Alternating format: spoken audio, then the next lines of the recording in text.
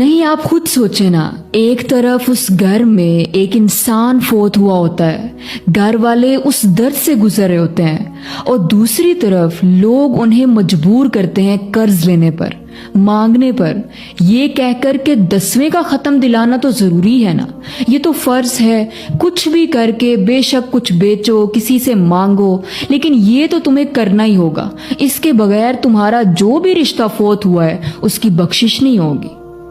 वाह, 10वें के खत्म के साथ बख्शिश को जोड़ा हुआ है।